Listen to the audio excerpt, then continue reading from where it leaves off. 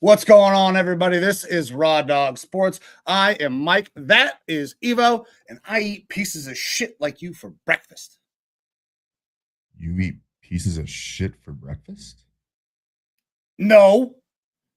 Man, we got a great show for you guys today. I am fucking pumped for the show that we have because guess what, baby? The NFL is back. We are all the way back. Training camps in full swing. I have seen some clips already that we're going to talk about that I'm very excited for. I have heard good things from my camp. I'm sure you've heard good things from your camp. I've seen some good things about JJ coming out of your camp already. Trying to stay in tune with the Vikings a little bit better than I have in the past. But, man, there are so many things going on with the NFL and that will continue to happen throughout the next week as training camp continues. Good time of year, brother. It's good to be back to football season because it feels like we're here. Yeah, man. Look, it's exciting because today is the last Thursday without a Thursday night game until February. We have a football game on TV in a week. 1 week from today. It'll probably be starting, if not already started here, very soon. We are in the thick of it. All teams are in training camp at this point, which means we've got hold-ins, holdouts. You got people getting injured. Not too many severe injuries yet, thankfully. Yes. We don't ever root for those injuries. But it's exciting. It is exciting for you and your teams, you know, everyone who's watching your individual teams right now, because training camp is generally a time for positivity. It's when you get to hear all the good things and things like that and look forward to the season. Everyone is at the same level right now. Everyone has the same record, and there is a lot of hope. And in just a short month or so, those hopes will start to be dashed. But right now, it is positivity city, baby. So it is very fun. It is tough to not completely drink the Kool-Aid when monitoring your own team. So try to check everything with a grain of salt. But yeah, man, I'm super stoked, super excited to get into the show and talk about everything. A quick, got to bring it up. We lost a couple greats this week. Yeah. Not necessarily completely in the sporting community, but Ozzy Osbourne, love Black Sabbath, love his music and stuff like that. And now the Prince of Darkness is gone. And then today we lost Hulk Hogan. The That's a Hulkster. rough one. Yeah. So Hulk, I didn't really watch much of Hulk Hogan. He's past my time, past our time. I wasn't a WCW guy. I was definitely the Attitude Era fan of wrestling in WWE, WWF. So I didn't watch a lot of Hulk Hogan. But I know that, a lot of controversy around the man. Wrestling legend that will be missed by a lot of people, I'm sure. It's just iconic. Yeah. The Hulkster was, but Ozzy changed the way a lot of people did things, man. He was crazy. He literally bit the head off a bat at one point. Question for Pissed you. on the Alamo. Yeah. Your favorite Ozzy or Black Sabbath song? Crazy Train. Yeah, me too. Amber asked me the question, and it was it's too iconic. I mean, there's a lot of great songs, but that one is very iconic. It's iconically used in sports and things like that. It's an awesome song. Yeah, it really is. Listen, they say it comes in threes, right? So there's two big ones down. Oh, well, there was another guy that died today, famous trumpeter. Can't think of his name. I'm sure I can find that here really quick. A name that I recognize. I don't necessarily recognize. Trumpeter. Wasn't Kenny G, was it? No, that's okay. a saxophonist. Okay, I don't know. They play horns. Wait, hold on. Is the saxophone a horn? I feel like the saxophone might not be a horn. It's just some sort of a brass instrument. Chuck Mangione. Okay. I can't say that I'm cultured enough to know who that is. Not within your wheelhouse, and again, not within mine. But it's a name I definitely recognize. But we lost a lot of greats this week, so hopefully that comes to an end because we don't like to see some of our heroes that we had growing up moving on. But look, I'm surprised Ozzy lasted as long as he did. Honestly, with the drug use, oh yeah, Ozzy was. I mean, I watched a lot of the Osbournes when I was younger. Did you? Which now looking back, that's what 20 years ago, right? At least, and he was a fucking mess then. So it seemed like he was hanging on by a thread at that point. So obviously great run. Crazy that he lasted as long as he did. I'm glad he got that last show out, that farewell show. Yeah, that is kind of awesome that was able to happen. You see all of these old musicians kind of start doing these farewell tours. I think the Rolling Stones might be on like their 12th fucking farewell tour at this point because Keith Richards just won't goddamn die. Yeah, he is. I believe stuck in formaldehyde whenever he's not actually performing in order to preserve his. Lives in a cryo chamber. Yeah, something like that. Oh man! All right, are we ready to hop into some football news? Because there was a huge story that kind of started the morning that turned out not being as bad as everybody thought it was going to be. Yeah, look, and before we get into that, I have to do due diligence. I have to do our non-sponsored ad read to make sure that we cover all of our bases today. So this one actually kind of hits home a little bit for you, maybe with one of the stories that we're going to talk about. But the question is, have you ever accidentally taken a tumble in Lake Erie when you're doing an NFL helmet reveal? Have you ever needed to clean some of the native brown trout off of yourself afterwards? Well, we got the answer for you. It's dude wipes. Dude wipes are more than just your average wet wipe. Well, actually, they're basically the same thing as an average wet wipe, except for they're way more misogynistic with their name and marketing, and it caters towards that bro audience. And as bros ourselves here at Raw Dawg Sports, we know how violent and messy a good American shit can be. Don't just smear your grumpy paste around on your caca cannon. Actually cleanse and refresh that chili ring with a dude wipe. But wait, dude wipes aren't just for men. Hell, they aren't just for cleaning up after you dump so hard that you rupture your hemorrhoids. Dude wipes are actually for any gender and almost any situation. Ladies, if you're trying to get your minge pounded by Chaz, the frat house homie with a hammer between his legs, but your puss is currently sporting a fragrance akin to a hot turtle tank, have no fear. Just wipe that horse pussy with a gigantic, thick dude wipe and rest assured that you can confidently get plowed like the whore you are. And fellas, the same goes for you. If you're looking to get your knob polished, be a gentleman. Effectively clean yourself from skunk to trunk with a refreshing dude wipe because you never know when the deployment six will try to French kiss your fudge ring. Are you a member of the Miami Northwestern School Board who decided to suspend Teddy Bridgewater? Or maybe you're the CEO of a major tech company who embarrassingly got spotted at a concert listening to terrible music. Or slightly less embarrassingly, got caught red-handed on camera with your mistress/coworker.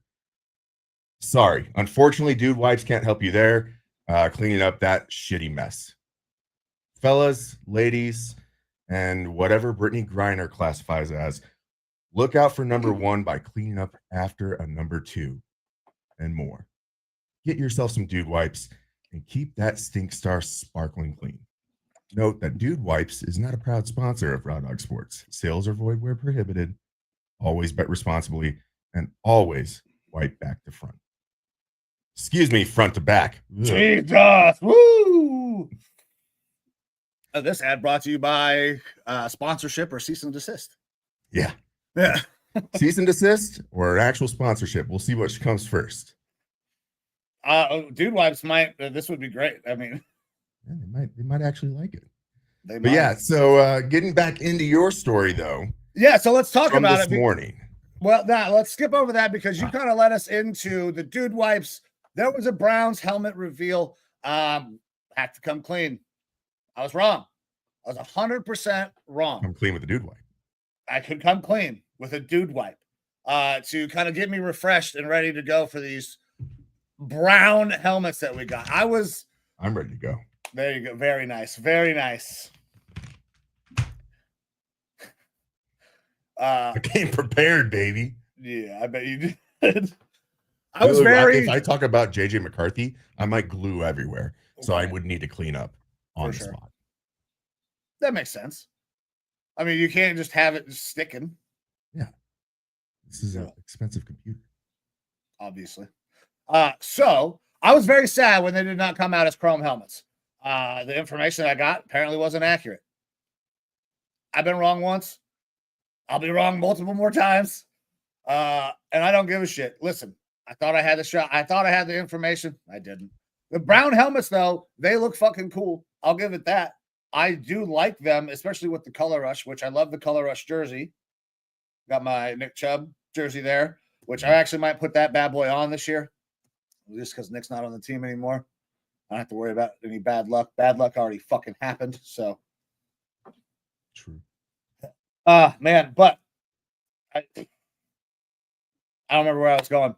No, just the they look good in your thoughts. So I've typically always been a fan of things that have kind of that matte paint job in general, like an old pickup truck with that matte black paint job, kind of that gunmetal look.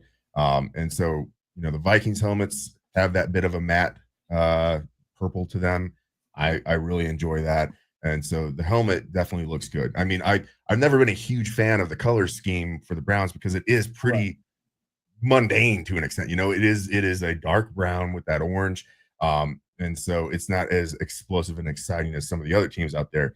But altogether, that uniform looks pretty clean. It looks, obviously, the Browns uniform, their traditional uniform, has a deep heritage to it. And it's really tough to stray away from that. You have some of those, old school teams that keep that old school looking uniform. That's a very classic look. But I, as an outsider, would not be opposed to that becoming this entire uniform setup that they showed off being like a primary uniform. And it looks good enough where it's not like outlandish as a secondary or alternate uniform. Whereas for my Vikings, that winter whiteout uniform, it's cool, but it's not an everyday wear type of thing. Same with some of the goofy shit that has come out. You've got the Green Bay Packers showing an alternate retro uniform today that they 100% stole almost every single piece of from Illinois, from the University of Illinois. And then you've got the Pittsburgh Steelers coming out with some weird ass looking retro uniform, which every Steelers fan that I've spoken to, which I've spoken to several, all were pretty pissed with the way that it looks. And so it is kind of a nice thing when you do have your team in this instance coming out with a uniform that you can kind of get behind it and feel proud about. Yeah. So listen, I do like them, and you brought it up a little bit, making this like the primary. We couldn't do that because the helmet is going to have to be orange. That is the iconic part of the uniform. It's always been orange. I mean, the fucking logo is the plain ass orange helmet. So you can't have that as the primary unless you make some drastic changes to the entire organization. And I don't see the Haslam's trying to do that. And I don't think anybody in Ohio would embrace that at all. Well, look, they've gotten rid of the Indians and become the Guardians. The Redskins are now the Commanders, but maybe they go back. And the next thing in line is get rid of the Browns, apparently, because that's racist as fuck. Okay, so listen, the Browns are for the last name, not for the people that Trump is actively trying to throw out. Not according to the woke, buddy. Yeah. The woke. There is a big assault on Brown in this country right now. Oh, man. We need to have a fucking talk episode. Hey, everyone, read this bottom line. Dummy thick idiots, all conjecture, all in good fun. All in good fun. To steal Pat McAfee's line from their show, comedic, informative. That's what we're here to do. We're here to have a good time. And I do And not think hopefully make all you some money ladies- during football season. I do not think all the ladies out there have horse pussies. I guarantee you there's a lot of them out there, but not everyone's got horse pussies or stank vag or whatever. That's just an ad read, everybody. It's all for fun. And if you didn't catch the reference in the beginning, when the helmet was revealed out there on Lake Erie, the cameraman took a little tumble off the barge. Yeah, he sure did. Yeah, went right in the drink. Yeah. So I don't know how tied in you are with Browns Twitter, but that did happen. It absolutely did. And while, oh my God, of course the Browns fucked this up and it's embarrassing. What's even worse is apparently it was on purpose. The dude purposely walked off to help try to make the situation go viral. I mean, the helmet reveal happens on McAfee. That comes out shortly after. And there are some very interesting angles.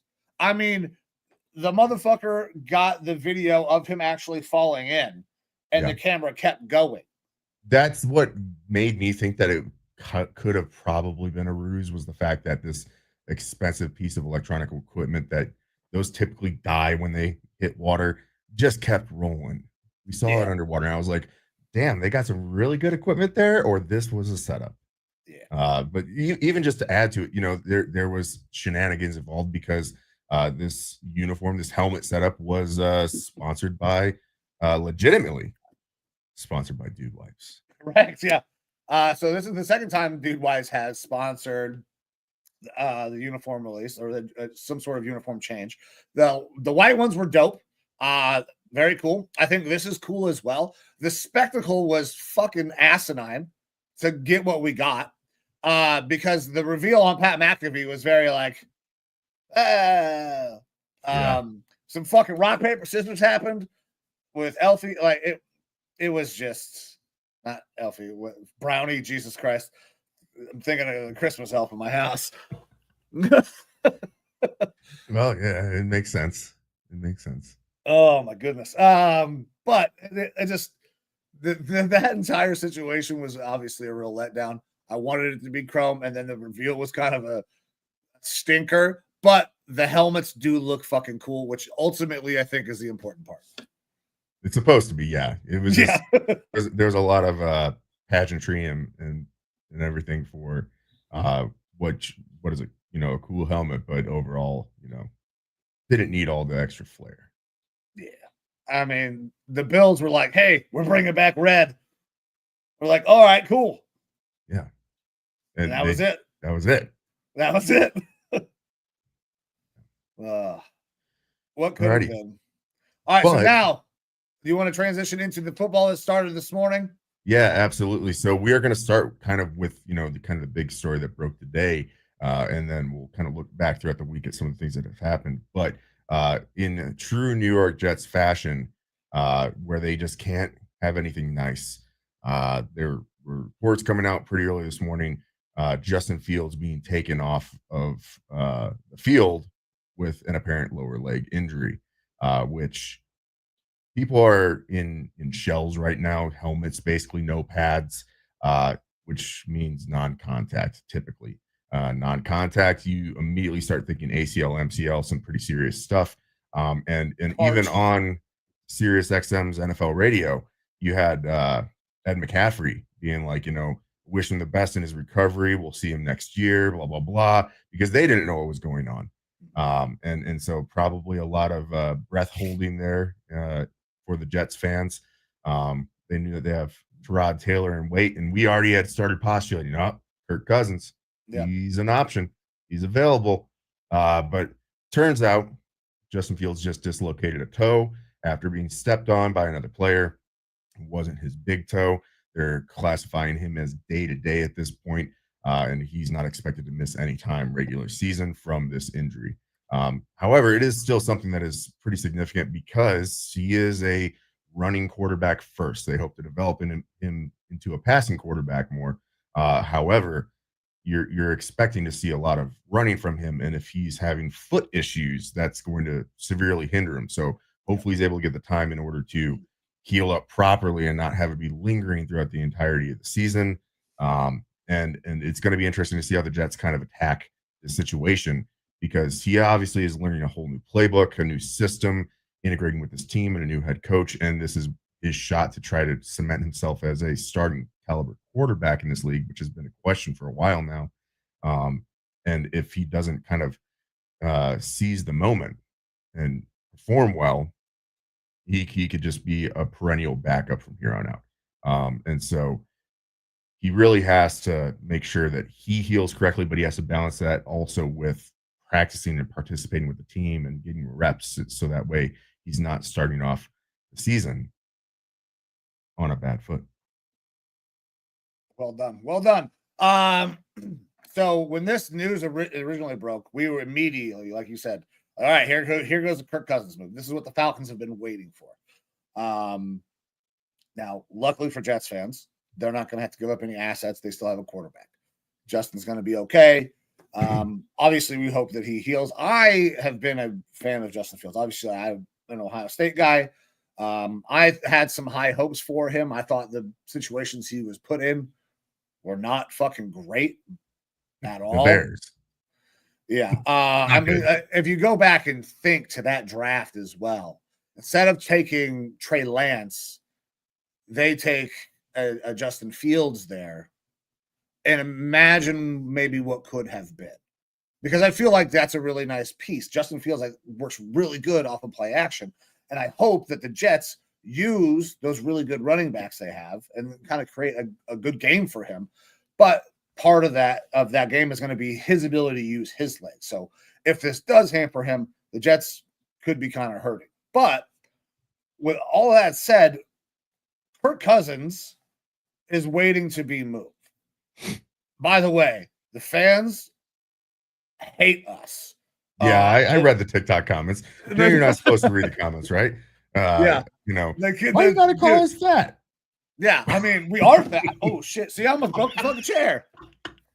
Yeah, we are dummy thick idiots. We absolutely say that. Yeah. And look, to everyone who commented, thank you.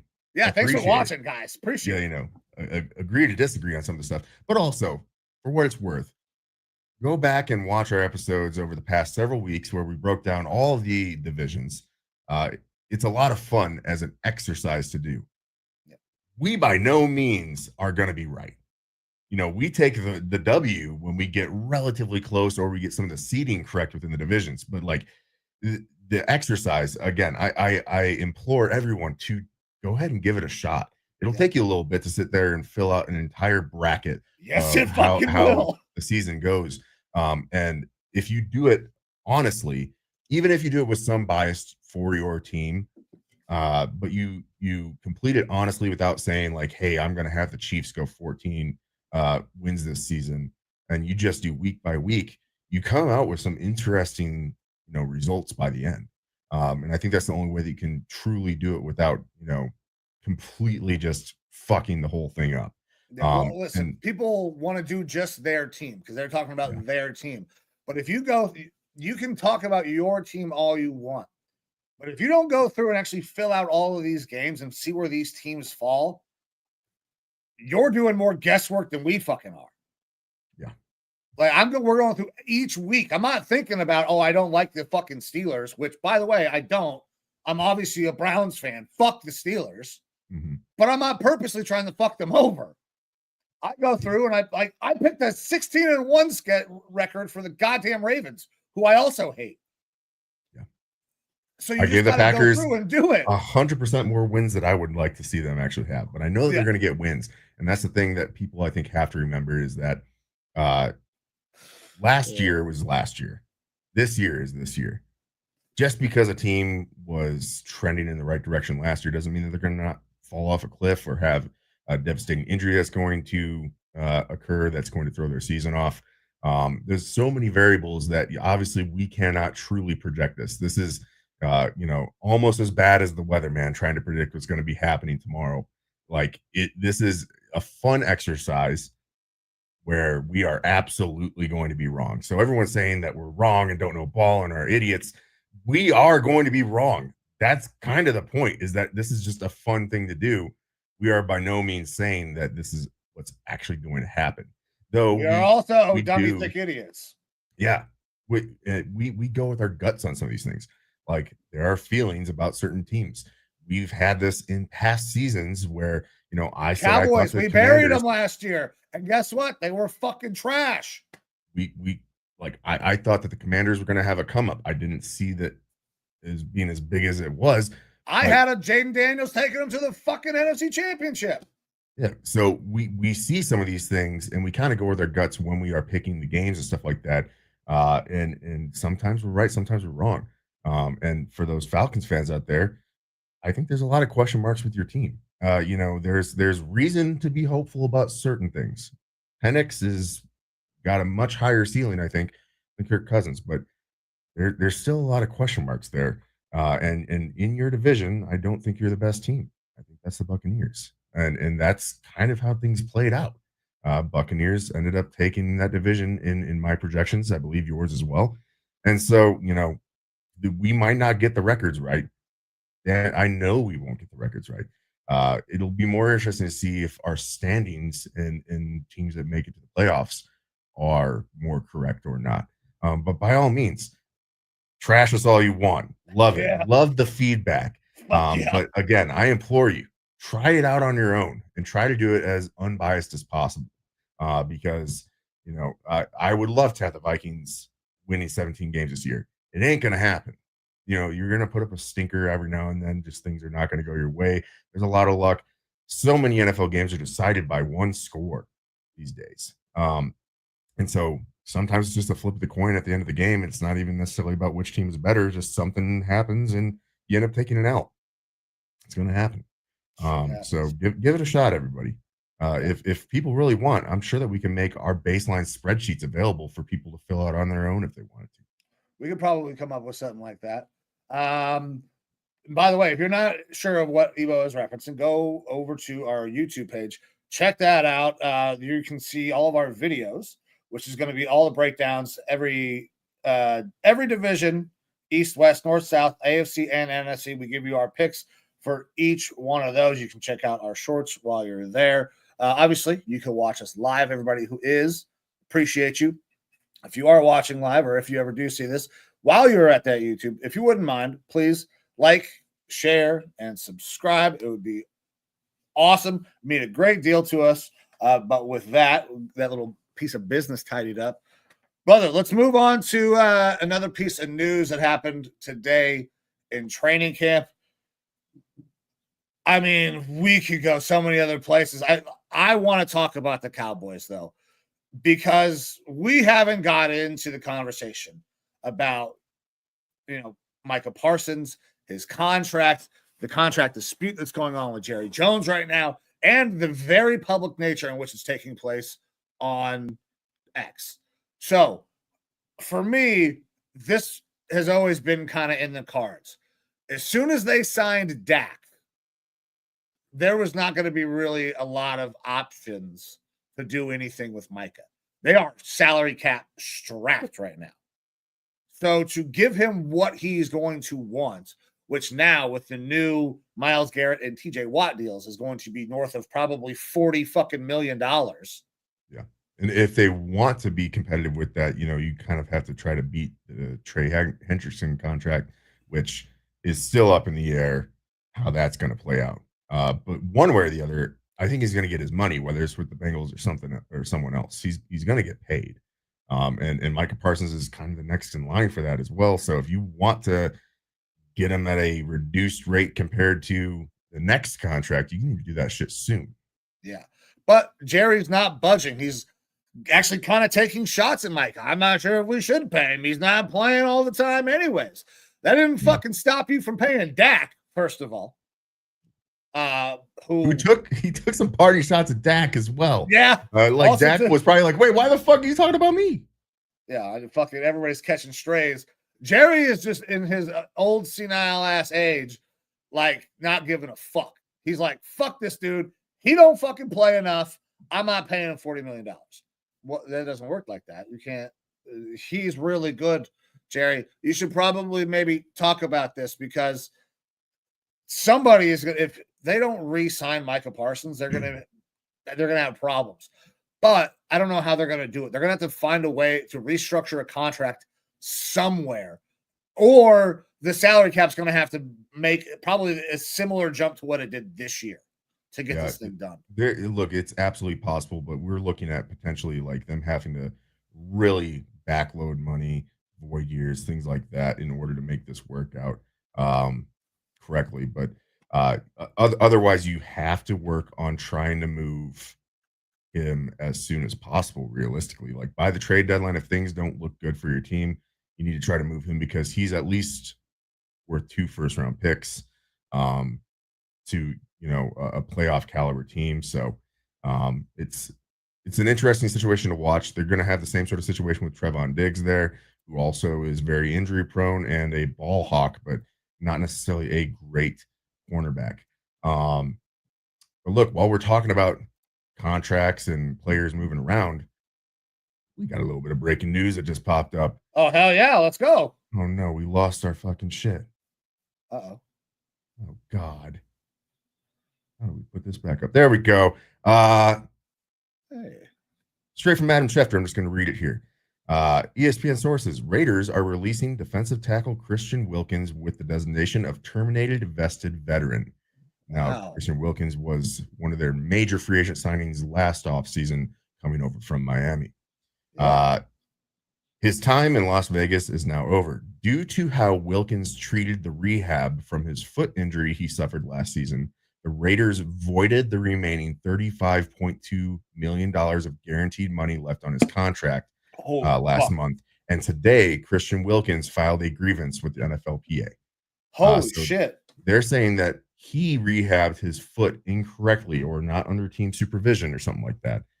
And that triggered some sort of clause within his contract where they were able to void that guaranteed money. That's a huge amount of salary cap relief for them now and going into the future if that actually holds up. But obviously Christian Wilkins is filing that grievance. We'll see how that plays out with the NFLPA and the NFL. That being said, I don't know if he was starting training camp on the PUP or not, but Christian Wilkins was a guy that I absolutely wanted to go after with my Vikings last offseason. Been a stellar defensive tackle. Had a down year last year, kind of was a Raiders theme. But now he hits the open market.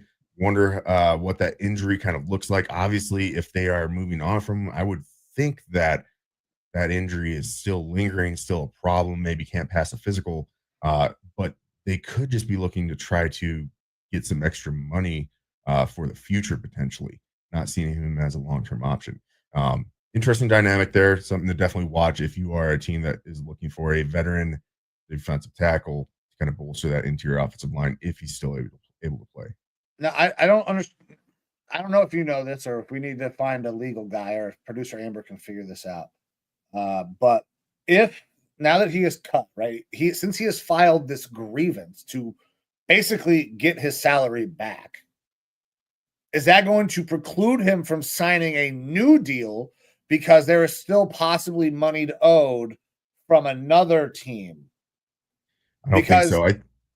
It's the same way that if a player gets cut that has guaranteed money and it's a dead cap hit, I think it'll just be cap ramifications against the Raiders. But once that happens, right, they can sign him to like a veteran minimum. This is something different. This is because his salary was taken away, completely gone. So he should be able to sign whatever he wants, right? It's completely been voided. He didn't receive money. But because he has filed the grievance, would that stop him from signing another deal? Because he's trying to get that money back. Because this puts him in a very dangerous place with filing the grievance. Obviously, you want your money. 100%, I get that.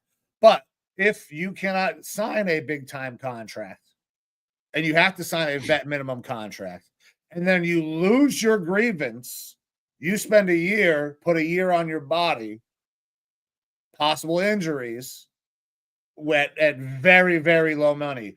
And Christian was making obviously a shitload before. He got a fat deal. I think it was somewhere around like $100 million deal with, a hefty portion of that being guaranteed.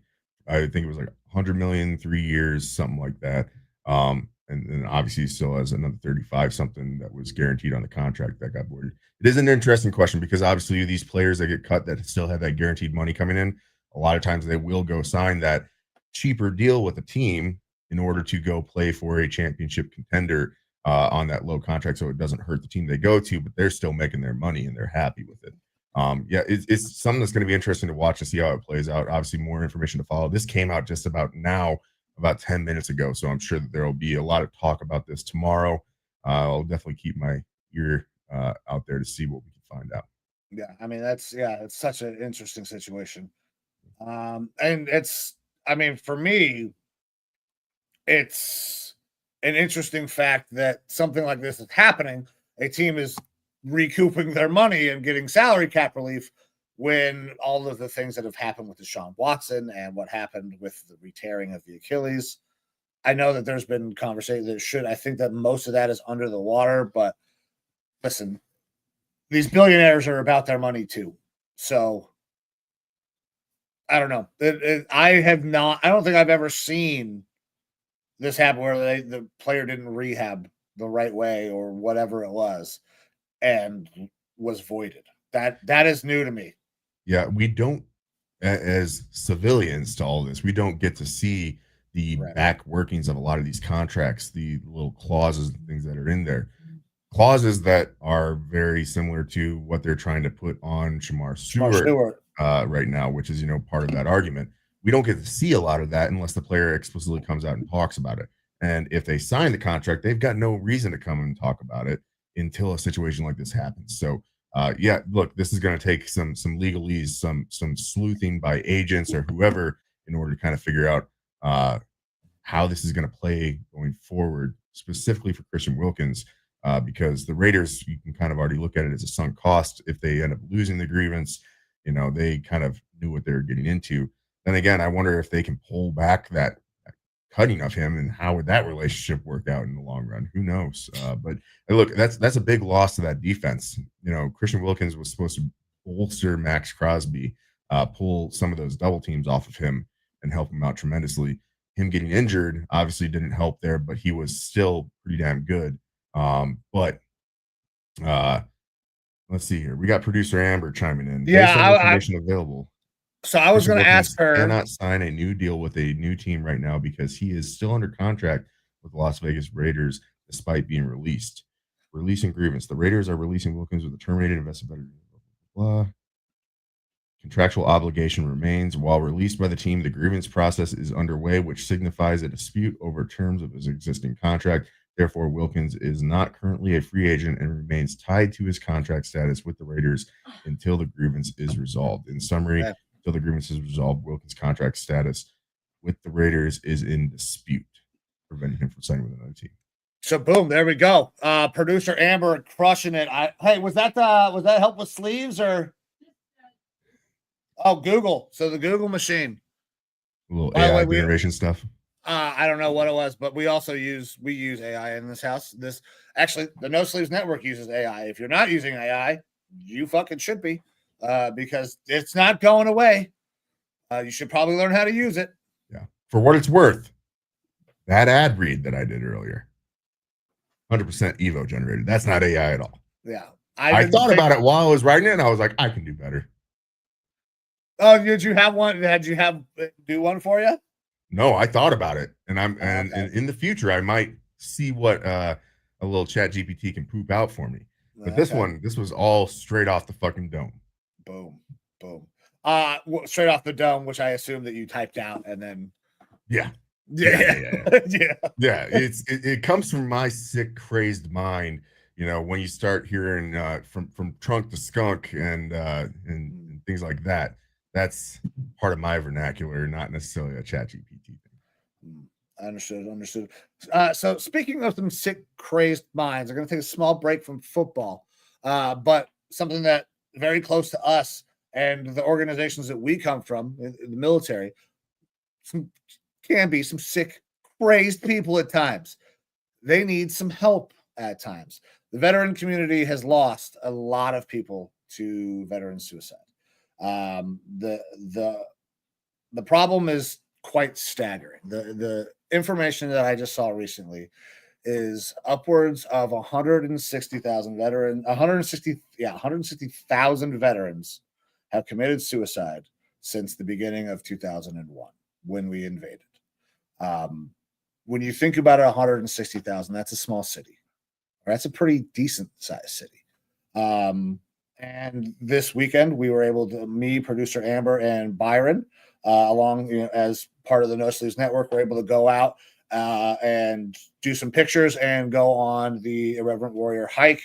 Something that I, desperately needed recently. Irreverent Warriors is a fantastic organization. They are dedicated to preventing veteran suicide. This is not a problem that we need to be aware of. Every veteran in the country is well aware that veteran suicide is a problem. We're more than fucking aware that is a problem, but that organization tries to do is prevent it. So being able to go out and shoot pictures and do things as the No Sleeves Network was great. Thank you for everybody at IW Cleveland for having us out. I can walk because I'm a veteran. Producer Amber cannot. She is not a veteran, but she has kind of been added into that group because she's running around camera in hand. And producer Amber backstage, thank you. You kicked ass this weekend, baby. But just wanted to put that out there before we dive more into some football. Thank you to everybody at Irreverent Warriors and Irreverent Warriors Cleveland. Yeah. Look, hey, that was I don't know if a good time is the right description for it. When we did the hike last year, Yeah. it was great community. It was well needed. Very happy and proud to have been a part of it last year. And so stoked for you guys to be able to get out there and do that again. Pretty awesome. Was Byron able to stay the whole time? Byron was able to stay the whole time, and Awesome. I think we did a pretty good job. Detroit has asked us to be their photography team, as well as Pittsburgh, I believe. So that things are going well on that front. My man, let's dive back into some more football because we got plenty more news. Let's talk about some more contracts. James Cook still asking to get this contract. Comes out pretty big quote today. I deserve what I want. Listen, that is the big statement to make to a front office, especially to a team who is looking to compete for a Super Bowl. He is probably worth what he wants, which I think is north of 10 or right around 10. Because if he's looking for, you think he's looking for 12? Because if he's dude, what's Christian getting? 15? 20? Well, I don't know what Christian's getting now. Look, I think Saquon is north of 20. Oh, yeah. Saquon just got the biggest deal. We're not talking about him being on the same level as Saquon, but I think, when you're talking about a starting running back, and arguably he is the leader in that backfield, it's a platoon, but it's a small platoon where he is taking that primary workload, 70-80% of the reps. You're looking at 15 plus at least for this guy right now, and annual average value, with some guarantees involved because players are really hunting those guaranteed deals. Look, after our show last week where we talked about kind of the dominoes falling for those second round picks, a lot more fully guaranteed deals came out. Yeah, second rounders. And the veterans are looking for that as well because they're looking to try to make money while they can. And with the Cook family, obviously Dalvin Cook, we kind of saw when he hit that wall and fell off a cliff. James is not that far behind him as far as age when we could be expecting him to see that cliff. And so, of course, he wants to get as much money while he can. And the Bills are probably going to be wary of the fact that running backs tend to age themselves out a little bit. They end up hitting that wall. They deteriorate quicker. And when they do, it happens precipitously, like very quick. And so it's a little bit of a tightrope to walk. But with the Bills, I think that they kind of don't hold the cards in this one. It's James, because they are primed to make a Super Bowl run. They have been the past couple of years. They look just as good, if not better, this year and ready to compete in that AFC. You lose James Cook, you're losing a humongous piece of that offense. Yeah. And we've had these conversations before. What would you give up to get a Super Bowl? Bills haven't won a Super Bowl. What would you give up? I would give the guy with a their silly heartbreaks. Deal. I would give him a silly deal if I knew that I could get a Super Bowl this year. And so that's kind of the way that they almost have to look at it, because while they are in their window, how long it's going to be before that window closes, especially, with Josh Allen's contract and stuff Year or like that and how big two. it is. Yeah, and look, it looked like that window was closing recently, and they just Well, the kind of fucking blasted it massive right back open. salary cap jump fucking helped. Yeah, and they blasted that door right back open, but it's going to come to a point where it starts to creep closed again. Not everyone can be perennial, AFC championship teams like the Chiefs are, like the Patriots were in the past.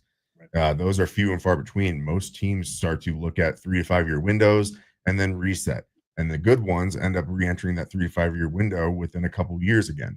The Bills right now have been steady state in that window for 5, 6, 7 years, ever since Josh Allen really has come on there. And so their window could be creeping closed here very shortly. So I think that he kind of holds the cards in this one. Cook does. He'll probably get what he's looking for to an extent. Okay, so I went and I pulled up the contracts for the running backs because I wanted to see. Saquon is at 20.6. Only guy over 20. Christian's at 19. And then you get Derrick Henry at 15 million. Jonathan Taylor at 14 million. He unrestricted free agent 2017 or 2027. Alvin Kamara is getting 12 and a quarter. Josh Jacobs is getting 12. And I think that Cook is at the level of those guys or higher. You're getting close to not borderline Derrick Henry, but you start to factor in Josh Derrick Jacobs is getting 12. Yeah. So, and he just signed his deal last year. How much more does James Cook think he is going to be? Because that Josh Jacobs deal is a pretty decent goddamn deal, and he's a good back. Yeah.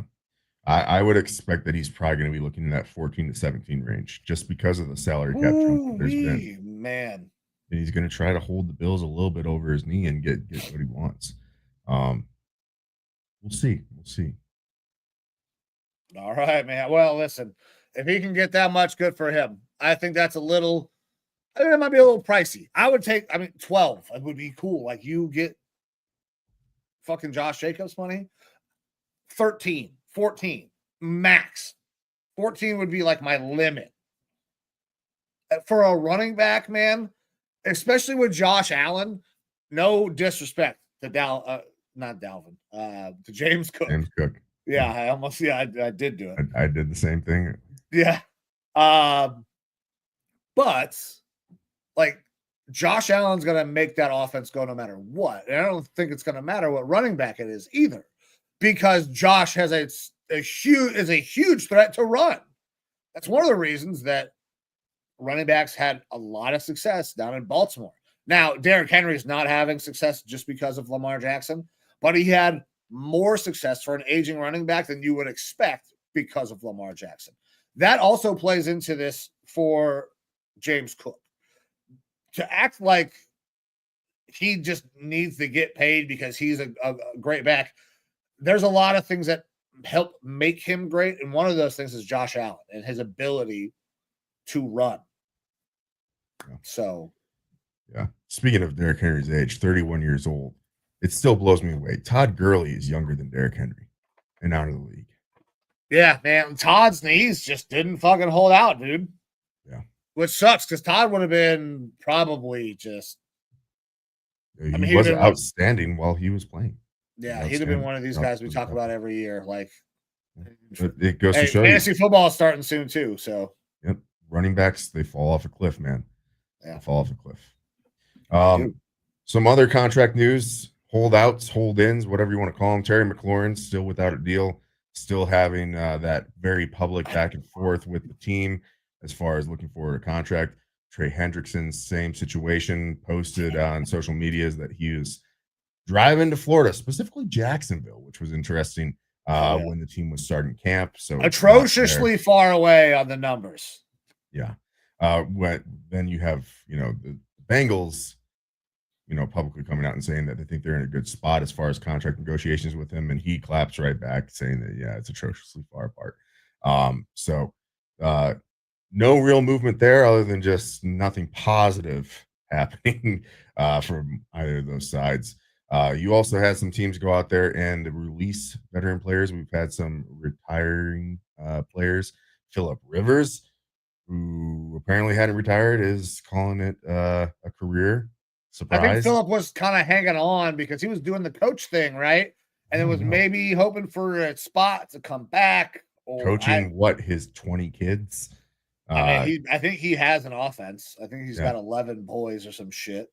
Yeah, he's got enough to put a one side of the field out there for sure. Yeah. You also had Tyrann Mathieu. Yeah, dude, stud. Career. Congratulations, Tyrann. In my opinion, that dude's a Hall of Famer. Yeah. Was so versatile as a safety. Like, he was in the slot. He could come down and be a box safety. He was great as a dude, in the deep third. He could do anything and everything that you wanted in the back end. Like, you think of guys that were just super, super versatile. Your Woodsons of the world. I mean, Darius Butlers.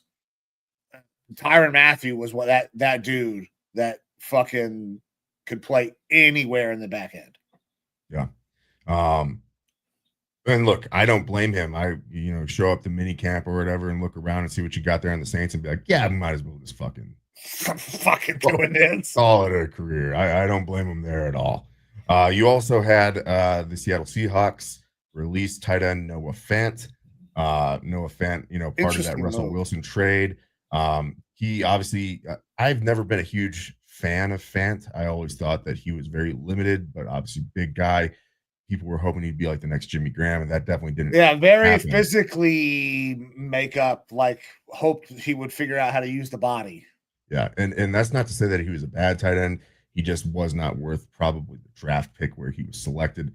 That being said, interesting timing for them to decide, hey, we're gonna, release you. So Fant's out there, which makes you kind of wondered, is there any sort of an injury concern with him? But he's obviously someone that teams are going to be looking to possibly bolster their tight end room if they need another receiving threat out there. We also had the Raiders go out and sign Jamal Adams, reuniting him with his former coach from Seattle. Jamal Adams, obviously extremely good safety, can't stay out of the injury tent. And because of that, his career basically has fallen off the past couple of years. But they're bringing in a little bit more defensive backfield depth there for the Raiders. I mean, this is the modern day version of Bob Sanders. Yeah, smaller guy, safety, comes up, smacks you hard, hits you hard, but not necessarily good in coverage. He's essentially an undersized fucking linebacker. He's great at it, but he's one of those pieces that not every team needs one of those guys. And I think they're becoming fewer and far from a guy that you need or want with how much passing is taking over, because you kind of got to bring him. He's a bit of a liability out in coverage at times. Yeah, absolutely. Did just speak about Jimmy Graham. He actually ended up calling it a career. Also thought that he had already retired. I thought he retired. He was fucking. He's been out sailing and swimming shit, right? or whatever the fuck he does across the goddamn ocean. Yeah. He's already started his post NFL career. It seems like. So I just assumed that he had called it a career, but nope. He actually officially retired earlier this week. So congrats to Jimmy Graham. Obviously, phenomenal with the Saints back in the day, and then kind of waned off later in his career with the Packers and Seattle and whatnot. And then other than that, we've had a little smattering of injuries here and there. One of the bigger ones, we had, defensive tackle Walter Nolan, high draft pick from the Cardinals, has a calf injury. They're hoping that he will be good by the beginning of the season. However, they're can't say for sure that he will be. And also along with that, defensive tackle is not a position that typically is a plug and play. They do take some development usually. So him losing all this training camp is probably going to set him back a little bit, kind of a big loss there for the Cardinals. But even bigger loss, Miami Dolphins lose cornerback Artie Burns, projected to be one of their starting cornerbacks in a defensive backfield, which has absolutely no talent outside of an aging, well, not really aging, but a Micah Fitzpatrick that they just, had as part of a trade deal there with Pittsburgh, who's had it down past couple of years. They also have Cam Smith out there, and their number one cornerback, Storm Duck. It's Storm Duck season in Miami. And if you don't recognize that name, other than the fact that it's a hell of a fucking football name, it's because their defensive backfield already was completely depleted. It's going to rival that of the Bengals, I think, with how bad the defensive backfield is. They've got some names that can play up front, unlike the Bengals, but this defense is going to suffer, and that definitely played into my projections for the Dolphins being the worst team in football in our predictions. All right. Oh, brother, do you got any other contract stuff? Because I kind of want to get into a little bit of the camps, because we got training camp going on. A lot of quarterbacks to talk about. There's quarterback competitions. We got one in Indy. We got rookies all over the place. I got fucking 2 of them here in Cleveland. You got basically a rookie up in Minnesota. You want to talk a little bit of training camp? You got any more contracts that we want to, or injuries that we need to get into? Well, there's just a couple other little notes of things that happened this week. We've got Will Levis, who is now out for the year with a shoulder injury. The Mayo man is not going to be competing whatsoever, which honestly, it just kind of feels like it's spelling the end of his career already, which is pretty early on. He'll probably go somewhere in the future and compete for like a backup job, but there's a little bit of baggage with that. And much like his ability to withhold his inner monologue, it seems very short-lived in the NFL. Things happen real quick with old Will. Yeah. You also had kind of a large contract being doled out by the Green Bay Packers to their starting right tackle Zach Tom, paying him $88 million over 4 years as a contract extension. And as someone who's a little bit more versed in some of the Packers players, Zach Tom is a solid right tackle. He's a decent right tackle. PFF rating wise, I believe he is top 10, top 8 in their rating scheme, which surprised the hell out of me. And I think that kind of goes into some of the stuff that, PFF ratings, you have to take them all with a grain of salt, because I think that he's a starting caliber right tackle, above average, but I don't know that he's 88 million over 4 years above average. Interesting signing there. The Packers have invested in their offensive line with a lot of B and C tier players, most notably bringing in a guard from San Francisco who was very poorly rated this offseason, and giving him big time starter level guard money, rivaling that of Will Fries, who my team brought in. He was very highly rated last year before breaking his or having a fracture in his tibia. So it'll be interesting to see what they're doing there, how that's going to potentially bite them in the butt in the future. And then we also have someone that I think that we've talked about quite a few times on the show, Nyheim Hines, a running back, but more importantly, a kick returner. Had a pretty bad injury, ended up going to the Bills, get a little run there, but he is now with Bills, and then Browns. Didn't fucking play at all, and then and now signed with the Chargers, probably to be a return specialist at this point in camp. So I wanted to stop you there because it might be able to be a return specialist, but Najee has been injured. He has been hurt by a firework. We have not seen Najee since this. We have been told it is all cosmetic. Is that the case? Because Najee has not shown up. He's not reported. He's dealing with this thing. He's recovering. Nobody has seen him, and now they're signing a running back. I mean, he goes with the NFI list today, right? Yeah, non-football list. So maybe there's some not great things happening with the Chargers and Najee Harris and that run game. Now, granted, they go out, they draft Omarion Hampton. They're going to probably be fine.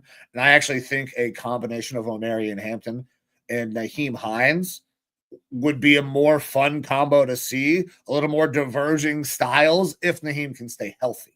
Yeah. It would make a little bit more sense. Najee, obviously, very good back, not as good as he's been made out to be by any means. He's not explosive at all and misses lanes almost as bad as Trent Richardson used to. Yeah. Well, look, we'll see. Maybe being outside of that Pittsburgh scheme is going to help him a little bit. I know that Najee has come out and said that it's refreshing. They didn't use me correctly, so it's refreshing to kind of see this new system here in LA, and it's going to work out way better here for me. And you're kind of hearing the same sort of stuff being parroted by George Pickens. Now you got to take all this stuff with a grain of salt because it's disgruntled players who are, no longer with that prior team. But a lot of them were talking shit about Pittsburgh and that offense that they got there. And then you get wait until we see it this year. Get Aaron Rodgers going in there and throwing a pick first throw of training camp, which love to see. Again, it is training camp. It's where mistakes are meant to be made so that we can hammer them out for the season. But from the video I saw of it, it looked like he just threw it straight to Patrick Queen. So that's more of a Aaron Rodgers issue than he threw it to the flat. I don't even know if he read anything other than throw it to the flat. And Patrick was sitting fucking right there. He threw it right through him.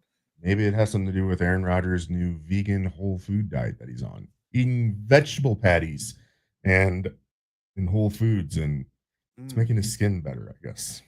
Knees feel a little bit better, but there's lots of mushrooms in his fucking diet. Absolutely could be. Yeah, but no weird preservatives or vaccines though. No. So speaking of some interesting things, like you're talking about errant passes, Aaron Rodgers fucks this thing up. Well, there was an interesting throw that I saw today. I think a lot of people saw it. This is not one of those mistakes that I think is okay to make in training camp because there's no defense. Let's see if I can make that any bigger. Just spit on it a little bit. There we go. We're going to go with that. So guy on the right is going to be Anthony Richardson here, number 5. And watch this pass to Mo Alley Cox. Zoo! Not even fucking close.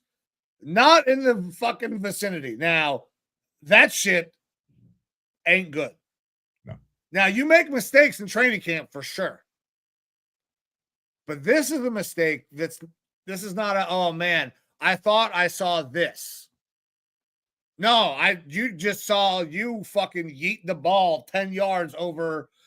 I think Mo Alley Cox is 6'6" or 6'7" because he used to play basketball. Yeah, regardless, especially you don't have any sort of pressure or anything like this is just pitch and catch right there.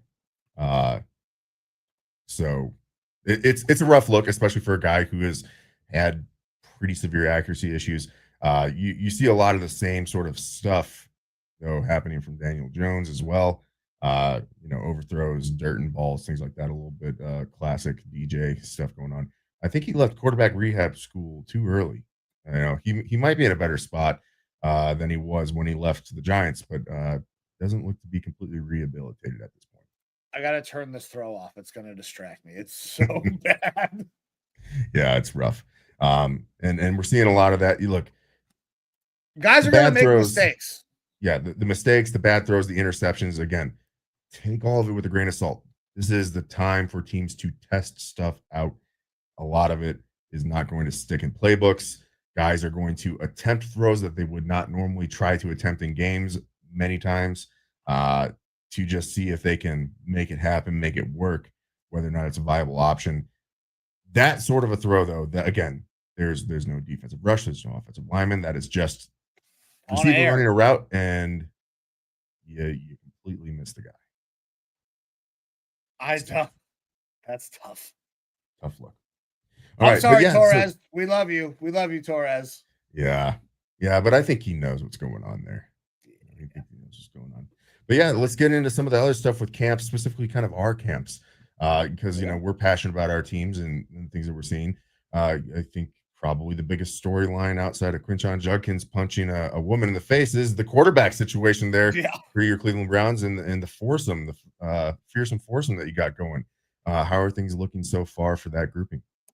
So by all accounts, all reports, now obviously I have to take all of my information from online. I have not been to training camp. I think media has only been invited one, maybe both days. I'm not sure which. But according to reports, things are going well. Dylan Gabriel processes very, very well. Shedeur Sanders has a lot more arm than people thought. He also makes really smart decisions. Joe Flacco is Joe Flacco. Fucking Kenny Pickett had a great day today. So right now, the offense is kind of doing good things. I think that throughout training camp, we're going to see the offense really start to take some hits. It was very light in these first couple of days. As we progress, we're going to have to see how much people can handle. Now, we know that Joe Flacco is going to be able to handle some things. He started out 11 on 11, first guy. At least today he did. Yesterday it was Kenny. So it's one of those two guys is going to be there, I think. I still think it's going to be Joe, and we'll probably keep both rookies. I've seen some people in the Cleveland media that suggest that it would be crazy to keep both rookies because it also kind of handicaps you for next year. And how do you develop both guys? It makes it difficult. So there's a lot of up in the air. We're not going to know anything, though, in my opinion, from our own training camps. It's going to be preseason. It's going to be joint practice. I'm not sure we're going to see a ton. I think our defense at some point will decide, okay, listen, we're going to start playing. But I would not be surprised if there's some kid gloves being used right now by the offense and the defense to get these guys some positive reps and enforcement. But I mean, everything from camp says nobody was terrible today. Nobody is, nobody's taken the reins and shown that they're the guy by any means. We're 2 days into camp. We have no idea if it's going to be Kenny. We don't know if it's going to be Joe. We don't know which of the rookies is going to see it first. I think right now it seems like Dylan Gabriel just because of the processing, but I think there's way more physical talent with Shedeur. Some of the throws that I have seen highlights of, the ball placement is fucking beautiful. It reminds me of Baker when Baker was on and throwing in rhythm, and Shedeur just does it with ease. So I've liked the quarterbacks the things that I've seen from the quarterbacks and all the reports that I've seen. I don't have we're screwed yet. Because I also have seen some positive reports from the line. DeJuan Jones, who I had some concerns because obviously coming off the injury, and that is a large fucking human being. And he was too large to start the year last year. He was way too big. Like, he just didn't move well. He put in a fuckload of work. He lost a lot of weight. He could play left tackle. He could play right. He looks fucking fantastic right now. So if he can lock down one of our tackle spots and we can give some protection and run the ball efficiently with whoever the fuck ends up being back there, whether Quinshon Judkins is there or not, I still have a little bit of hope. I'm very excited about where things could go, especially because the offensive transition back to what is comfortable for the majority of the people in this offense is going to, I think, help us quite a bit. Yeah. Well, a lot of what I saw for the Browns quarterback competition leading into training camp and out of the mini camps was that Kenny Pickett was kind of slated as the guy who was, leading everything, going to be, the first guy to get a shot at being the starter. But a lot of that came from Joe, being there, but not, getting a little bit more of that veteran rest and relaxation because they know that he's, he was getting G days. He's able to come in and run a offense because he's a veteran. He knows what's going on.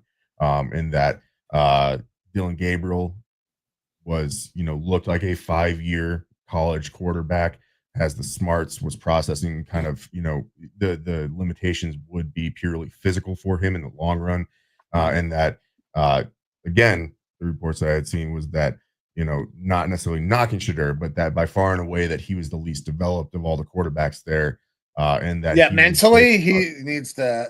He would need a lot more time in order to get to a point where he can be playing some realistic football. So some of the reports, if they're saying that he can't play realistic football, I think that is a way overstep from the things we saw it in rookie minicamp, and we've seen it a little bit in the beginning of this. He knows where to go with the ball. He is struggling, I think, with getting it out. It's the nomenclature. He knows what to do. He just doesn't necessarily speak the language yet. And I think that is a huge problem. He is still trying to catch up to the language. If you were speaking Colorado to him, I think he'd be the best guy on the field. He's just not there yet. Whereas Dillon Gabriel has been through a transfer, multiple offensive fucking coordinators, and knows a lot of things, a lot of different stuff, a lot of different terminology. So the football knowledge is higher. But listen, football knowledge is important. Tom Brady was a football knowledge guy, was not the most physically gifted guy by any stretch of the imagination. Peyton Manning, same way. Peyton kind of had a noodle arm, especially at the fucking back half of his career. So you can be a smart guy and win. So I'm good with Dillon Gabriel becomes that guy. I would love if Shedeur becomes that guy. Because, that's the guy I was rooting for. That was my dude. But I'm happy with either one of them, and reports right now seem like I'm okay with where we're at. If this turns out that we trade somebody, I would rather trade one of the veterans, but that's also because I'm a jaded Browns fan. It would not make as much sense to keep two rookies, but as a jaded Browns fan, keeping two rookies makes sense because maybe one of those two assholes will turn into the franchise quarterback that we've been dying to have. And then if they don't, we'll just draft another guy next year. Like we could have three guys within their first 2 years. One of those three assholes has got to work out. And I'm not calling them assholes because I dislike them, but because as a Browns fan, I am just accustomed to calling a quarterback an asshole. So yeah, unless it's Baker, especially in hindsight. Baker was a fucking asshole too, especially as he was leaving because, dude, the games that he pissed away were so bad. I love Baker, and I'm so glad that he has grown up and turned into this guy that I think is going to be a top 10 quarterback. And I loved him while he was here. But there were things that he did do shitty. He's not perfect. Still a big fan. Yeah. Love the dude. I wish that we could find a way to make it work out. But that will never fucking happen. And I wish him well. Any other big storylines coming out of camp, position battles, anything like that you're kind of interested in keeping an eye on? Position battles, not really. I'm interested to see what happens with the wide receiver group. Deontay Johnson is in camp. Didn't show up for any of the non-mandatory stuff. Has bounced around a lot of teams. That kind of irked me a little bit. With what's happened, why not show up and get into the book a little earlier? So I'm interested to see what happens with the wide receiver group. Thrash, I want to see if he takes that step forward. Same thing with Tillman. I want to see if they can take that step forward because Jerry Jeudy needs a running mate. We can't have one of those situations where everybody's looking at one fucking guy. Now, obviously, we have David Njoku. Jesus Christ, I just brain farted. Forgot the kid's name out of Bowling Green, who we just drafted. Tight end. I can't think of the name off the top of my head as well. It escapes me. So I'm interested to see how the weapons progress a little bit because we're very, very young there. On it, like Tillman, Thrash, Judy's still young in this league, even though he's kind of made that step forward now. And Njoku's veteran in this league, but like young tight end, two rookie running backs that may see the field. I don't know what's going to happen with Judkins. We're still obviously so very young offense at the skill positions. Yeah, Dylan Simpson's the other one. And Harold Fannin is the tight end. Thank you, Jesus. Harold Fannin. Yeah, Harold Fannin. is the tight end, who is another yak god like David Njoku. So I think the offense can be good, but can those weapons do enough early? Like they're very young in their careers, and shit, will the quarterback talent be good enough to get it there? Somebody might snipe fucking Kenny Pickett. Hey, Super Bowl winning quarterback. Yeah. Keep it on the tip of the tongue. Keep it in perspective. What about you, brother? Big storylines coming out of Vikings camp. I know JJ's been the talk of the town from what I have seen, but obviously talk to me about JJ and tell me about other things that you have seen and heard out of Vikings camp. And I really want to hear about this defense. Yeah, so I'll save the dessert for last there. But defensively, obviously, we kind of retooled things, brought in some interior talent on the defensive line. Everything looks to be going good there. One of the biggest losses that we had this year was Cam Bynum in the secondary as a safety. But we've kind of had a trio of guys back there for the past couple of years in Metellus, Bynum, and Harrison Smith. Harrison Smith returns, I believe, for his 16th season. Aging and you back guys there. Just re-signed Metellus, right? Metellus is not even a hold-in. He is looking for that new contract because he's on the last year of his deal. However, he has said that, he wants to be a captain, a leader on that team. He doesn't believe that he can do that without being on the field. And so he's out there actually participating and practicing, which is, always a cool thing to see. I love Metellus and what he's done because he's basically played every single position on the defense. He's such a gadget multi-tool guy. What's interesting though is they're kind of moving him into that kind of deeper safety look that Cam Bynum played, and a little bit less of the box safety, small linebacker type of role that he's been playing over the last several years. It could be something that they're just testing out because Theo Jackson looked set to kind of move into that Cam Bynum role and is still getting out there a little bit. But what's interesting as well is that because we actually have defensive tackles now and everything, the thought process is Flores going to kind of peel back a little bit on the blitzing since there will be more natural pressure just occurring from talent on the field. What it looks like is that he is still dialing up crazy shit and just using the tools that he has to be even more aggressive with stuff. We're seeing more true traditional 3-4 looks from him now than we've seen in the past because he's able to utilize those 3-down linemen and not have to have a fourth guy, a fifth guy, a sixth guy kind of rushing. But he also has this insane package of Van Ginkel, Grenard, and Dallas Turner, who can also all be out there on the field. But the biggest question mark coming from that defense was the secondary, specifically the cornerbacks. We bring in Isaiah Rodgers, who has never been a full-time starter since he was with the Colts, but has put up really good statistics while he has been on the field. He's kind of filling in there as that CB2. Byron Murphy has looked really good so far. But then who is it going to be as the third cornerback out there? The thought process is that Mekhi Blackman, who went down the first day of training camp last year with an ACL tear, is kind of the guy who is expected to step into that role. However, right now, the guy who is third on the depth chart is Jeff Okudah, the guy that we brought in, which has, obviously third overall pick, looked like the next guy, and then really flamed out in Detroit. Just never transitioned, man. Could not figure it out. Bounced around a little bit. Falcons, Texans last year. But the interesting thing is that while on the offensive side of the ball, we've seen Kevin O'Connell do really good things with quarterbacks in there and getting, milking the most talent out of them. We've also seen that on the defensive side of the ball from Flores, where he's taking guys who have in other places been average so and really brought incredible things out of them. Van Ginkel being the most kind of recent guy there, where he was like a good rotational pass rusher with Miami. But Flores made him, a Pro Bowl talent last year. And Okudah might be that next guy in line for kind of a come up. High physical talent. Like if there's a guy that could maybe figure out how to use it and really pull the best out of him, B-Flow might be the dude. Yeah, and that's like I'm excited to see what happens there.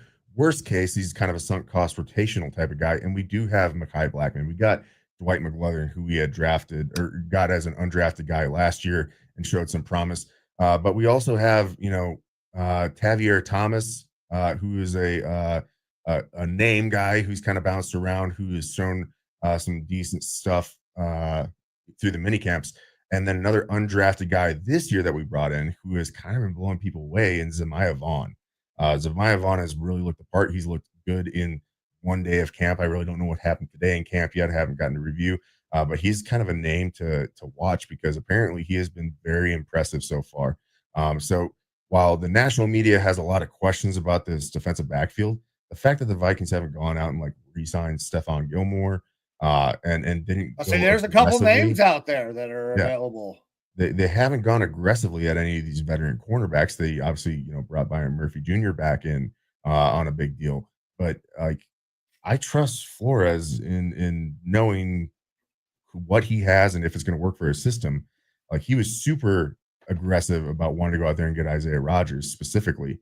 But like I kind of trust what he's doing with those guys back there. And I think there's some upside that people might be sleeping on a little bit. So really excited to see what happens there with that defense. Offensive side of the ball, pretty much every position is set. The biggest question mark, and this is a blessing, the biggest question mark is third tight end. Like, who's going to be our third tight end? We've had Johnny Munt the past several years, who has been a Kevin O'Connell guy. He brought him over from the Rams when he became the head coach.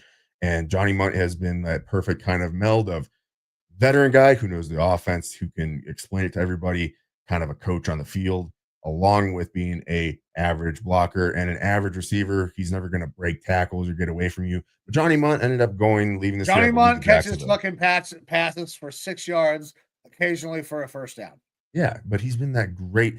Kevin O'Connell famously said Johnny Munt is the best third tight end in the NFL, which seems like such a backhanded compliment. But from Kevin O'Connell, he said it with love, and I believe it. But Johnny Munt ended up leaving this year, hoping to kind of work his way up a depth chart a little bit, I believe, to Jacksonville. So that kind of left this gaping hole at third tight end for our team, because we do have TJ Hawkinson, who has been – look, he's going to have himself a fucking year, I think. And then Josh Oliver, who's considered the best blocking tight end in the league, but showed in the absence of TJ Hawkinson last year that he actually can be a decent receiver as well. He's not George Kittle. He's not the best blocking tight end in the league. Statistically, he is the best blocking tight end in the league. I don't care what PFF says. It's George. Like Josh Oliver, that's been his thing. He's a tackle. He's a wide tackle. Very good blocking. So I believe it was San Diego State or something from Southwest where he went to college. He was actually a good receiver. Ended up going to the Ravens and didn't do anything. Became a fucking great blocker. Yeah, didn't do anything but block there. However, he has been, extremely highly rated as far as those PFF grades, best in the league for like the past 4 or 5 years as far as blocking tight end goes. Either way, that's neither here nor there. That third tight end spot, I'm kind of interested to see who wins out there. We ended up drafting with one of our last picks, Gavin Bartholomew out of Pittsburgh, kind of a no-namer guy. He's on the pup right now, lower back injury, and didn't really participate in the mini camps because of that lower back injury. And then you had one of the higher rated guys that went undrafted at tight end, Ben Jurasik from Georgia. Apparently, he looks like a natural NFL tight end from the reports that are coming out of camp. A decent receiver, ended up going to Georgia, played at Stanford previously, was a good blocker and a solid receiver, but never going to burn anyone or anything like that. Doesn't have the wheels. He's a tight end, and then goes to Georgia and didn't really get a whole lot of playing time, which is probably why he dropped. But I think that he is probably the next in line to get that third tight end spot if Bartholomew doesn't come back and kind of show what he's got. And then we also have Bryson Nesbitt, who was Drake May's one of his favorite targets at tight end with his time in with the Tar Heels. North Carolina. But that then brings us obviously to the quarterback situation, right? JJ McCarthy, that is really where what's the question? You're like, only one question. There's only one question mark on the offense. Yeah. And if you listen to Colin Cowherd today, he is adamant. Wait till everyone sees who he truly is. He's a C quarterback. And he's about the only person I've heard say anything like that. Okay. So I believe that he's probably really good because Colin. Actually, I'm not even gonna say no. Fuck, Colin's a dick. He's a cunt. He's a big Sam Darnold fan, actually. Yeah, it's loved Sam, hated Baker. Now Sam Darnold has started to kind of turn around. We'll see if he can repeat after leaving Minnesota because that's a very talented team. Yeah. Seattle, not nearly as talented. Yeah, but so when it comes to JJ, look, I have at times gotten excited about Vikings quarterbacks, but never really been like, this guy's the next guy. You know, we got Christian Ponder, and I thought, hey, there's some potential upside with him. Never developed, but I was never like excited for Christian Ponder. You know, we never really got excited about Kirk Cousins. You know, the Kirk O'Chain stuff was fun and everything, but never got, you know, really excited about it. Never thought that we drafted a guy who could be the next guy until JJ McCarthy. And I am completely sold hook, line, and sinker on him. I am fanboying about him for better or for worse at this point. Absolutely. Look, I almost sidebar. I got on an auction site last night trying to buy a autographed JJ McCarthy Vikings jersey that was framed because it was $120 was the bid. Oh, damn, that's not bad at all. I'm gonna wait until, because on the off chance that he does become really good, that's gonna be very valuable in the future. Got down to a minute and a half left on the bid, and I went ahead and threw my max bid in. By the time it was all said and done, the jersey went for over $1,500. So I'm not the only one drinking that Kool-Aid right now.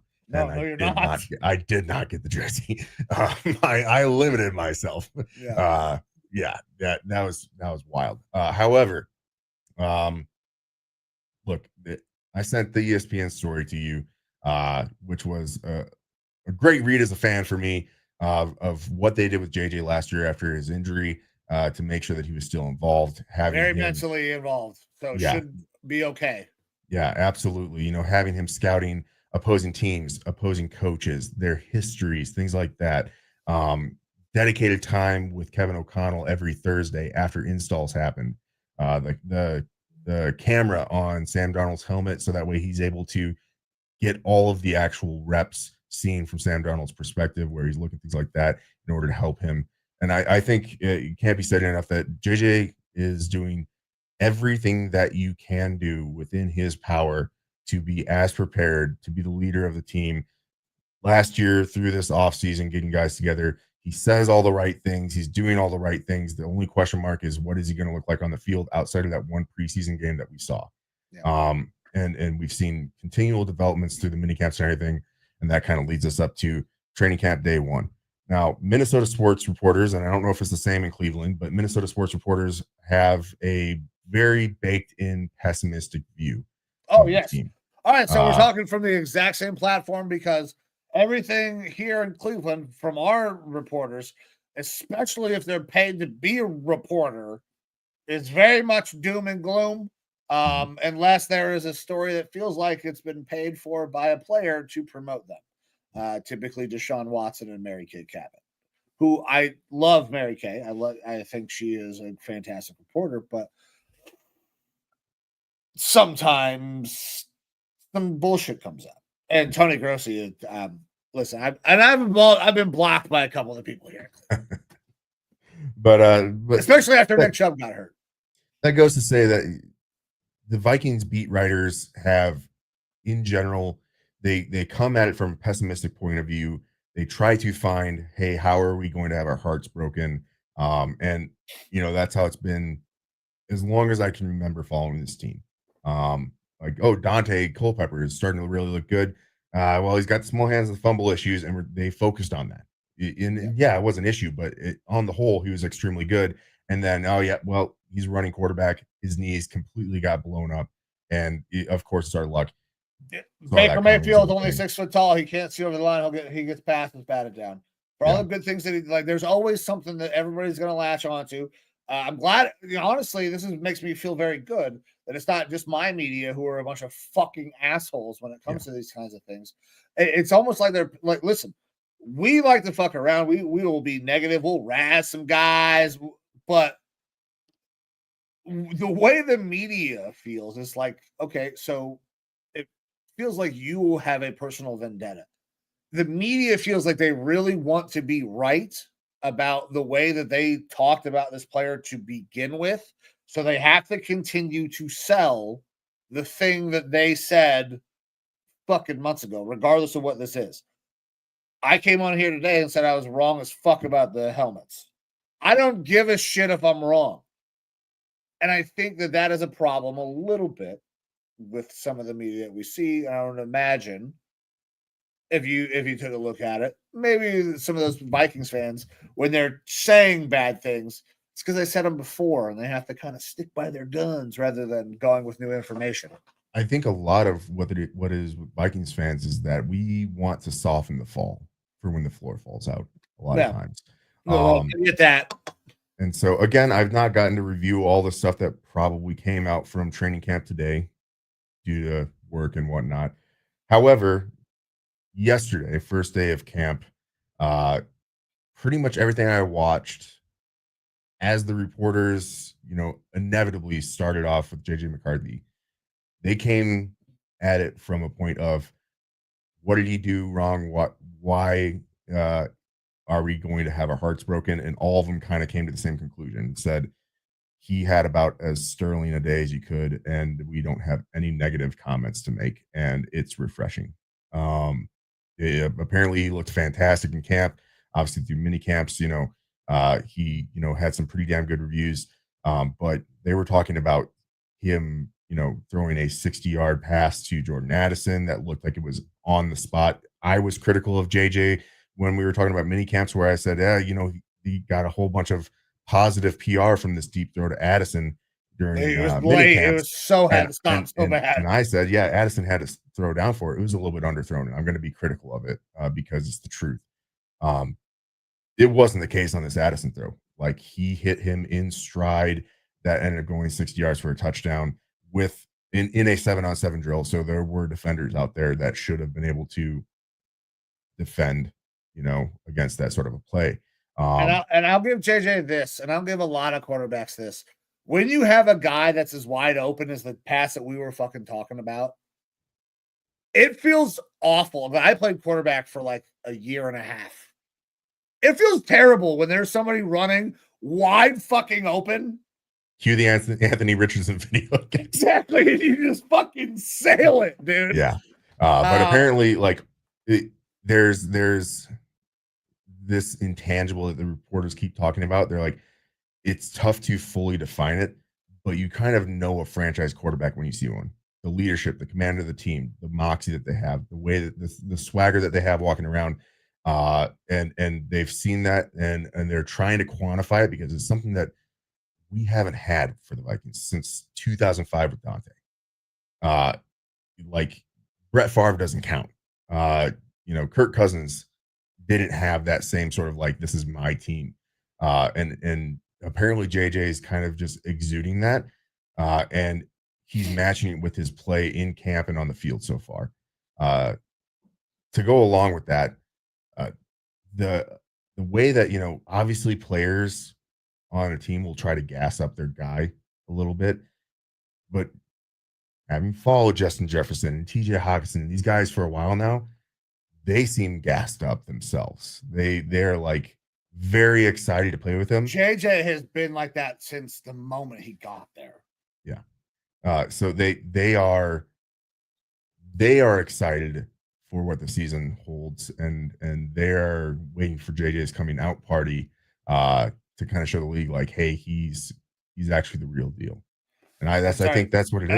I met Jetta has been excited about JJ. What the fuck are they going to call that combo, by the way? That conversation has come up, and Jefferson has said, I'm Jets, he's JJ. Okay. Like, that's how they played it. But the JJ to JJ thing is going to still prevail, I'm sure. But look, like, everything that has come out of camp so far has been sterling. Like, there was the first throw was a confusion between Jefferson and McCarthy, and was an incomplete pass. Other than that, there were 2 balls that were dropped, but there was no missed throws. There was no bad accuracy. That's the reporters are all like, he's putting the ball in the right spot. He's leading guys correctly. He's making the correct decisions. His issue has been that either he doesn't throw or he throws 100 miles an hour, and apparently he's got touch on his throws now. They've changed up those mechanics for him. And so it'll be really interesting to see what happens when we start having pressure. How's it here? Because that was always one of my questions about JJ. JJ forced the ball into some really bad spots that he should not force the ball into that get picked in the NFL that did not get picked in college. That's the thing is that's you are looking for a little bit of that sometimes in some quarterbacks, though. One of the things that people always talked about Brett Favre was that like he was a gunslinger. He was willing to throw those crazy things, and obviously it turned into a shitload of interceptions. Well, but when you have Justin Jefferson on the other end of some of those balls, you can. That's why Matt Stafford with fucking Calvin Johnson. You see it all the time. So JJ's last throw yesterday was an extreme tight window seam throw to TJ Hawkinson. And apparently he put it exactly in the spot where it could not be defended to TJ Hawkinson, where he was the only one that could make that catch. And it was one of those, just like his college tape where he threw a crazy pass to Colson Loveland, where it's like, how did that just get in between the ear and the shoulder of that defender? And where it's kind of like, that's a scary throw for him to make. But he's still willing to do that. He's willing to take his chances. He's going to have interceptions because of that stuff. But because of the talent that's surrounding him and because he's got the balls to make that throw, you're also going to see some pretty fucking incredible fucking throws happen, which is exciting to me. And as far as his mental makeup and everything, there's been a lot of talks about how he dealt with depression and how he keeps himself centered and all that stuff. And whether or not it's bullshit or not, like he seems to have a really good head on his shoulders. He doesn't seem to be rattled by stuff when things go wrong. Is able to stay calm. And so like I'm excited. I'm excited when we're done here to go check in and see how camp went today, and how the reports are. I'm sure that he'll have down days. I'm sure he'll have up days, but as of right now, things started off on the right foot. And I'm super excited for it. Hell yeah, brother. I'm excited for you guys as well. I'm excited to watch your team this year. Obviously we're going to see each other week 5 out in London town, which sucks because I really wanted to do that tailgate, and do the podcast from the tailgate, but shit happens. But man, I don't know. We have, actually one more note. I just remembered. You said Aaron Rodgers threw an interception first pass. Yeah. Well, people from the state of New Jersey who play football in New York, I felt like they needed to do the same thing. Jackson Dart's first pass of the day. Pick 6. What's the difference there, though?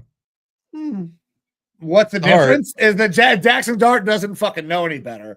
However, if you go back and watch it, dude, you could not throw an out any later than Jackson Dart threw his out. For sure. Jackson Dart's a third-string quarterback who shouldn't see the field this year. Correct. Aaron Rodgers is the starting quarterback for this team. And that's to me, Aaron Rodgers should know better. Jackson Dart, he's a developmental quarterback. Dude, he held the ball so long. I was like, he threw this as an out. He looks like a rookie. He looks like a rookie that needs time to mature and develop and everything like that. And I'm that sort of stuff, because obviously, that happens. You are new. That I get that. I'm perfectly fine with seeing that from Jackson Dart, and I really don't pay any attention to it. I do pay attention when it's Aaron Rodgers. I also do pay attention when it's Quentin Johnson getting wide the fuck open, running a beautiful route, and still just having the ball pop right off them hands. Fucking bricks for fingers, dogs. Yeah. He just bricks. That's for a rough one. That's a rough one. Man, the Chargers. I was really high on them. Their offense is looking a little depleted day by day, man. Ladd is going to have to catch 115 balls. He has the ability to do that. Yeah, 100%. He can do it, but he's going to have to. And that's the thing. For sure. Oh man! All right, brother. I don't know if we got anything else for the day. Do we? No, I think it's time to wrap this one up. Oh yeah, guys. This is Raw Dawg Sports. I'm Mike. That's Evo. We come to you every week during this season. Now we're still a little ways away, but during the season, we bring you 2 shows a week because we like to gamble on this show. We gamble a lot. Last year we went only spreads. We haven't discussed the model that we're going to use this year for our bets, but we're going to do gambling. We're going to pick every game. We're going to break down every game throughout the season. So if you're tuning into us now, newly, because we've had quite a few new people who have tuned in, new followers. Thank you guys very much for that, by the way. Stay tuned. The football season was a great time. We gambled We gambled a lot. We gambled against the spread, and I hit it at a pro's rate. I'm just going to say it. I may have gotten the helmets wrong. And I'm going to get other things wrong as well. But we get some things right. We have a good time while we do it as well. Evo, my man, thank you for everything that you do and a great show today. Give the people one last word before we check it the fuck out of here. Hey, we are going to get it wrong because we bring that raw authenticity. It's what we do here at Raw Dawg Sports. The last word of the day, shout out to Hulk Hogan. Got to give out one last hell yeah, brother, for Hulk.